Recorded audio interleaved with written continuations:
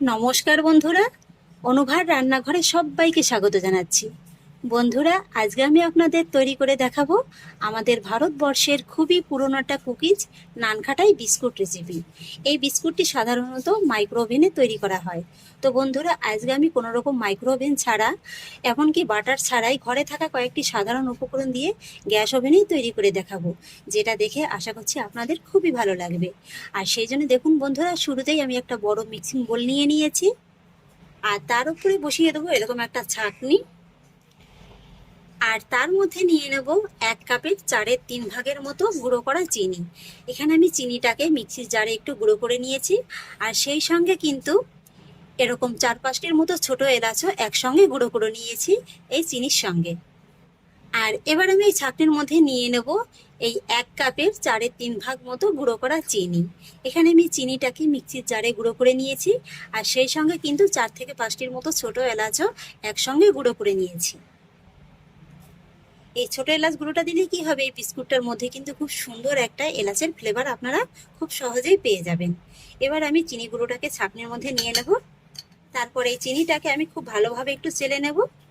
বন্ধুরা, এখানে আমি একটা মেজারমেন্ট কাপ মেপে নিয়েছি। আপনারা কিন্তু আপনাদের সুবিধা অনুযায়ী যে কোনো চায়ের কাপ কিংবা ছোট স্টিলের বাটি মেপেও নিতে পারেন। মোটামুটি যেটাই নেবেন না কেন, যে কোনো একটা মেজারমেন্ট মাপ নিয়ে নেবেন, তাহলেই কিন্তু পরবর্তীতে আপনাদের রেসিপিটা করতে সুবিধা হবে। চিনি গুঁড়োটাকে আমি খুব সুন্দর করে চেলে নিয়েছি। আর এবার আমি এর মধ্যে অ্যাড করব মেজারমেন্ট কাপ মেপে 1/2 কাপের মতো ঘি। এখানে কিন্তু বন্ধুরা, ঘিটাকে খুব বেশি একেবারে গলিয়েও নেবেন না, আবার একেবারে যেন শক্তও থাকে না।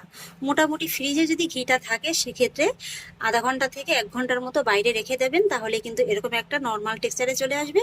আর যদি বাইরে থাকে, তাহলে ফ্রিজে 30 মিনিটের মতো রেখে দেবেন, তাহলেও কিন্তু হয়ে যাবে। মোটামুটি এই ঘিটা না হবে খুব পাতলা, না হবে কিন্তু খুব ঘন, ঠিক এইভাবেই দিয়ে নিতে হবে। আর এখানে দেখুন, আমি 1/4 কাপ চিনির গুঁড়োর সঙ্গে কিন্তু 1/2 কাপের মতো ঘিটা অ্যাড করলাম। তবে এখানে কিন্তু আপনারা ঘিয়ের পরিবর্তে বাটারও ব্যবহার করতে পারেন, আবার সাদা তেলও ব্যবহার করতে পারেন। তবে আমি সাজেস্ট করব, সাদা তেলের থেকে কিন্তু ঘি কিংবা বাটার দিয়ে এই বিস্কুটটা খেতে বেশি ভালো লাগে। ঘিটা নিয়ে নেওয়ার পরে এবার আমি নিয়ে নেব 1 চা চামচের মতো টক দই। এখানে কিন্তু দইটার জলটাকে অবশ্যই ঝরিয়ে নেবেন। এবার আমি এই ঘিটাকে চিনি গুঁড়ো আর টক দইয়ের সঙ্গে কিন্তু খুব ভালোভাবে ফেটিয়ে নেব। এখানে এই ঘিটাকে আপনারা যত ভালোভাবে ফেটিয়ে নিতে পারবেন, বিস্কুটগুলো কিন্তু ততটাই খাস্তা হবে। মোটামুটি এটা ফাটাতে ফাটাতে দেখতে পাবেন যে এটার কালারটাও চেঞ্জ হয়ে গেছে, আর এটা কিন্তু একদম হালকা হয়ে গেছে। এইভাবে মোটামুটি 5 থেকে 7 মিনিটের মতো একটু ফেটিয়ে নিলেই কিন্তু হয়ে যাবে। আর এখানে আপনাদের হাতের কাছে যদি ইলেকট্রিক বিটার থাকে, সেটা দিয়েও ফেটিয়ে নিতে পারেন, সেটা দিয়ে কিন্তু আরো সহজে হয়ে যাবে। তো সবার কাছে তো ইলেকট্রিক বিটারটা থাকে না, তারা কিন্তু খুব সহজেই এইভাবে হ্যান্ড বিটার দিয়ে ফেটিয়ে নিতে পারেন। তো দেখুন বন্ধুরা, এই মিশ্রণটাকে কিন্তু আমি খুব ভালোভাবে ফেটিয়ে নিয়েছি। এইভাবে কিন্তু খুব ভালোভাবে একদম ফেটিয়ে নিতে হবে। এই যে দেখুন বন্ধুরা, এর কালারটাও কিন্তু একদম চেঞ্জ হয়ে গেছে। আর এর মধ্যে দেখুন কত সুন্দর একটা ক্রিমি টেক্সচার কিন্তু চলে এসছে। এই যে দেখুন, এবার আমি এটাকে একটা সাইডে সরিয়ে রেখে দেবো। আর এবার দেখুন, আমি কিন্তু এরকম স্টিলের প্লেটে আজকের এই নানখাটাই বিস্কুটগুলো বেক করে নেব। আর তার মধ্যে কিন্তু বসিয়ে দিয়েছি একটা বাটার পেপার, আর তার উপরে সামান্য একটু ঘি কিন্তু এইভাবে ব্রাশ করে দেব। তবে আপনাদের হাতের কাছে যদি বাটার পেপার না থাকে, সেক্ষেত্রে কিন্তু আপনারা সাদা কাগজও দিতে পারেন, একই রকম কিন্তু কাজ হবে। প্লেটটাকেও আমি খুব সুন্দর করে রেডি করে নিয়েছি, এটাকেও একটা সাইডে রেখে দেবো। আর এবার দেখুন বন্ধুরা, আমি গ্যাস ওভেনে একটি কড়াই বসিয়ে দিয়েছি। কোনো রকম মাইক্রোওভেন ছাড়াই কিভাবে গ্যাস ওভেনে বিস্কুটটা তৈরি করা যায়, সেই সহজ পদ্ধতিটাই আপনাদের দেখিয়ে দিচ্ছি। তো এবার কড়াইয়ের মধ্যে কিন্তু আমি নিয়ে নেব খানিকটা পরিমাণে লবণ। এই লবণটা দেওয়ার কারণে কিন্তু এটা মাইক্রোওভেনের মতো কাজ করবে। লবণটাকে কড়াইয়ের গায়ে একটু ভালোভাবে বিছিয়ে নেব। আর এই লবণটা না পরবর্তীতে ফেলে দেওয়ার কোনো প্রয়োজন নেই। পরবর্তীতে যখন আপনারা কেক কিংবা বিস্কুট বেক করবেন, এই লবণটা দিয়েই কিন্তু করে নিতে পারবেন। তো বন্ধুরা দেখুন, লবণটাকে আমি খুব ভালোভাবে বিছিয়ে দিয়েছি। আর চেষ্টা করবেন এই ধরনের একটু ভারী কড়াই নেওয়ার, তাতে দস্তার কড়াই হোক কিংবা লোহার কড়াই হোক কিংবা ননস্টিকের কড়াই হোক। আর এবার আমি কড়ার মধ্যে বসিয়ে দেবো এই ধরনের একটা স্ট্যান্ড। আপনাদের হাতের কাছে যদি এই ধরনের স্ট্যান্ড না থাকে, সেক্ষেত্রে কিন্তু আপনারা স্টিলের ছোট বাটিগুলোও ব্যবহার করতে পারেন। এবার মিডিয়াম ফ্লেমে এইভাবে কড়াইটাকে ঢাকা চাপা দিয়ে মোটামুটি 8 থেকে 10 মিনিটের মতো কিন্তু কড়াইটিকে খুব ভালোভাবে ফ্রিহিট গরম করে নিতে হবে।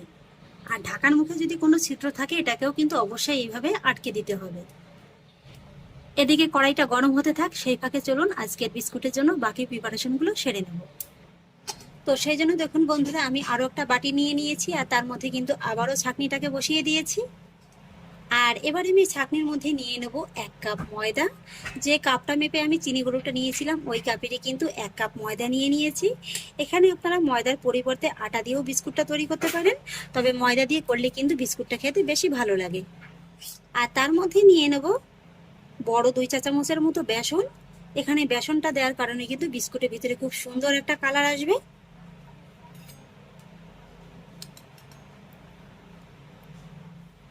আর একই সঙ্গে নিয়ে নেব বড় 2 চা চামচের মতো সুজি। এখানে আপনারা চিকুন দানা কিংবা মোটা দানা যে কোনো সুজিটা ব্যবহার করতে পারেন।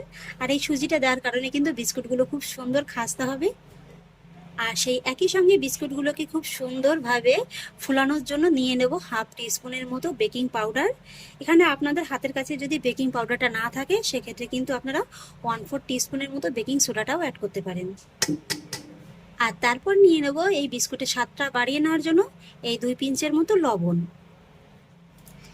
এবার ফাইনালি এই উপকরণগুলোকেও আমি একটু ভালোভাবে চেলে নেব। সমস্ত উপকরণগুলোকে আমি খুব ভালোভাবে চেলে নিয়েছি। আর এবার বন্ধুরা আমি এই চিনি আর ঘিয়ের মিশ্রণটাকে আবারও নিয়ে নিলাম। আর তার মধ্যে এই যে সুজি আর ময়দাটা আমি চেলে রেখেছিলাম এটাকে অল্প অল্প করে এইভাবে দিয়ে দেব। তারপরে খুব ভালোভাবে মিশিয়ে নেব।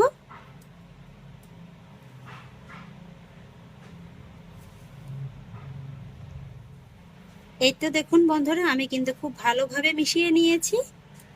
আর এবার হাতের সাহায্যে এইভাবে একটু আলতো হাতে মেখে নেব। এটাকে খুব বেশি চেপে চেপে মেখে নেওয়ার প্রয়োজন নেই। আর এক্ষেত্রে আমি আপনাদের আরো একটা কথা বলে রাখি, এটাকে যদি আপনারা মনে করেন যে খুব বেশি ড্রাই হয়ে গেছে সেক্ষেত্রে এখানে আপনারা সামান্য এই 2 চা চামচের মতো কিন্তু একটু লিকুইড দুধও অ্যাড করতে পারেন।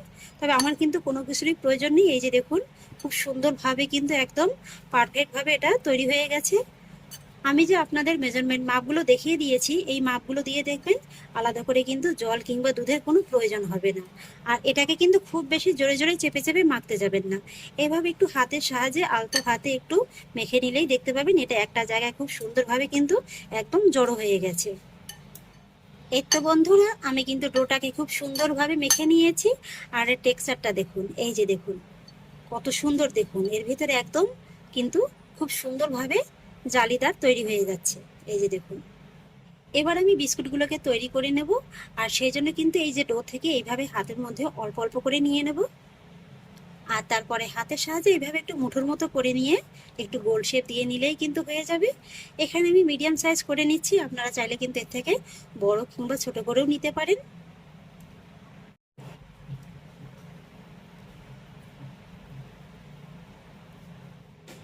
এই তো দেখুন বন্ধুরা, কত সহজেই আমি একটা বিস্কুট তৈরি করে নিলাম। আর এবার কিন্তু এই বিস্কুটটাকে খুব বেশি চাপা যাবে না, এইভাবে একদম আলতো হাতে হালকা করে একটু চেপে নিলেই কিন্তু হয়ে যাবে। এই যে দেখুন, এবার আমি বিস্কুটটাকে এই প্লেটের মধ্যে রেখে দেব। একই রকম ভাবে আবারও একটা বিস্কুট তৈরি করে নেব।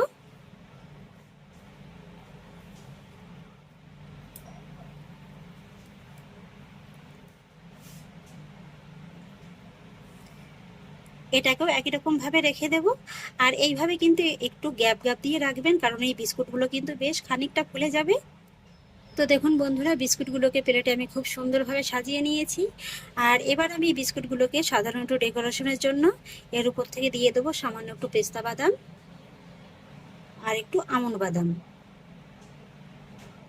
হালকা হাতে একটু চেপে চেপে দেবো। তো বন্ধুরা, বাদাম কুচিগুলোও আমি খুব সুন্দরভাবে সাজিয়ে নিয়েছি। আর এদিকে কড়াইটাকেও 8 থেকে 10 মিনিটের মতো কিন্তু খুব ভালোভাবে প্রিহিট করে নিয়েছি। আর এবার আমি গ্যাসের ফ্লেমটাকে একেবারে কমিয়ে দিয়ে এই বিস্কুটের থালাটিকে কড়াইয়ের মধ্যে বসিয়ে দেব। আর তারপর ঢাকা চাপা দিয়ে মোটামুটি 20 থেকে 22 মিনিটের মতো কিন্তু বিস্কুটগুলোকে বেক করে নেব। খেয়াল রাখবেন এই সময় কিন্তু গ্যাসের আঁচটাকে একদমই বাড়ানো যাবে না, একেবারে লোতে রেখেই কিন্তু বিস্কুটগুলোকে বেক করে নিতে হবে। তো তবে আপনাদের হাতে কিন্তু সময়টা একটু কম বেশি লাগতে পারে। কড়াইটা কিরকম মোটা হয় সেই অনুপাতেও সময়টা কম বেশি লাগতে পারে, আর গ্যাসের আগুনটাও কেমন হয় সেই অনুপাতেও কিন্তু সময়টা কম বেশি লাগতে পারে। তাই 10 থেকে 15 মিনিটের মাথায় একবার ঢাকাটা খুলে চেক করে দেখবেন। এই তো বন্ধুরা ফিরে এলাম 20 থেকে 22 মিনিট বাদে। ঢাকাটাকে তুলে নিচ্ছি। এই যে দেখুন বন্ধুরা, বিস্কুটগুলো কত সুন্দরভাবে একদম ফুলে গেছে। আপনারা নিশ্চয়ই দেখতে পেয়েছিলেন বিস্কুটগুলো বসানোর সময় আমি ঠিক কতটা জায়গা গ্যাপ রেখেছিলাম। তবুও দেখুন বিস্কুটগুলো ফুলে কিন্তু একটার গায়ে একটা লেগে গেছে। আর কালারটাও দেখুন বন্ধুরা একদম কত সুন্দর এসছে, একদম যেন দোকানের মতো। এবার কিন্তু আমি গ্যাসের ফ্লেমটাকে অফ করে দেব। আর এবার এই বিস্কুটের থালাটিকে নামিয়ে বিস্কুটগুলো একটু ভালোভাবে ঠান্ডা করে তারপর আপনাদের দেখিয়ে দিচ্ছি। এখন যেহেতু বিস্কুটগুলো খুবই গরম, আর এই গরম অবস্থায় তো তোলা যাবে না, আর গরম অবস্থায় কিন্তু বিস্কুটগুলো একটু হালকা নরমও থাকে, তাই বিস্কুটগুলোকে কিন্তু একদম পুরোপুরি ঠান্ডা করে নিয়ে তারপরে তুলবেন। দেখুন বন্ধুরা কতটা সুন্দর লাগছে দেখতে। তো এবার দেখুন বন্ধুরা বিস্কুটগুলোকে পুরোপুরি ঠান্ডা করে নিয়ে তারপরে ফিরে এলাম। এই যে দেখুন বিস্কুটগুলো একদম থালা থেকে কত সুন্দরভাবে উঠে আসবে। এই যে দেখুন বিস্কুটগুলোর পিছনটা একবার শুধু দেখুন কত সুন্দর এসছে, আর কতটা জালিদার হয়েছে পিছনটা দেখে নিশ্চয়ই বুঝতে পারছেন। এই যে দেখুন এগুলো যেমন হবে খাস্তা তেমনি হবে কিন্তু একেবারে মোলায়েম, মুখে দেওয়া মাত্রই কিন্তু একেবারে জাস্ট মোমের মতো গলে যাবে। একে একে সবগুলো বিস্কুট আমি তুলে নেব। এই তো বন্ধুরা এক এক করে সবগুলো বিস্কুট আমি তুলে নিয়েছি। এই তো বন্ধুরা বিস্কুটগুলোকে আমি একটা প্লেটে সার্ভ করে নিয়েছি। কি বন্ধুরা লাগছে তো একদম দোকানের মতো। দেখতে দেখুন কতটা আকর্ষণীয় লাগছে। আর এই বিস্কুটগুলো জানেন তো দেখতে যতটা না সুন্দর, খেতে কিন্তু তার থেকেও অনেক বেশি মজাদার। বাড়িতে থাকা মাত্র কয়েকটা উপকরণেই কিন্তু তৈরি করে নিতে পারবেন এরকম একদম দোকানের মতো খাস্তা মুসমুসে নানখাটাই বিস্কুট রেসিপি। এবার একটা বিস্কুট আপনাদের একটু ভেঙে দেখালেই বুঝতে পারবেন যে বিস্কুটটা কতটা খাস্তা হয়েছে। এই যে দেখুন বন্ধুরা ভিতরটা দেখুন, শুধু হাতে চাপ দেওয়া মাত্রই কিন্তু একেবারে জাস্ট গুড়িয়ে যাবে, আর মুখে দেওয়া মাত্রই কিন্তু একেবারে মিলিয়ে যাবে। এমন স্বাদের বিস্কুট বাড়িতে একবার তৈরি করে দেখুন, কথা দিচ্ছি এইভাবে কিন্তু বারবারই খেতে মন চাইবে। দোকান থেকে কিনে আর কিন্তু খেতে মনই চাইবে না। তাহলে আশা করছি বন্ধুরা আমার আজকের এই নানখাটাই রেসিপি আপনাদেরও খুব ভালো লেগেছে। যদি ভালো লেগে থাকে তাহলে আমাকে অবশ্যই একটা লাইক এবং কমেন্ট করবেন, সেই সঙ্গে বন্ধুদের সঙ্গে শেয়ার করবেন। আর প্লিজ বন্ধুরা যদি আমার পরিবারের নতুন সদস্য হয়ে থাকেন তাহলে একটা সাবস্ক্রাইব করে পাশে থাকা বেল আইকনটি প্রেস করে দেবেন। ফিরে আসছি এরকমই পরের অন্য কোনো নতুন রেসিপি নিয়ে। সবাই ভালো থাকুন, সুস্থ থাকুন। ধন্যবাদ।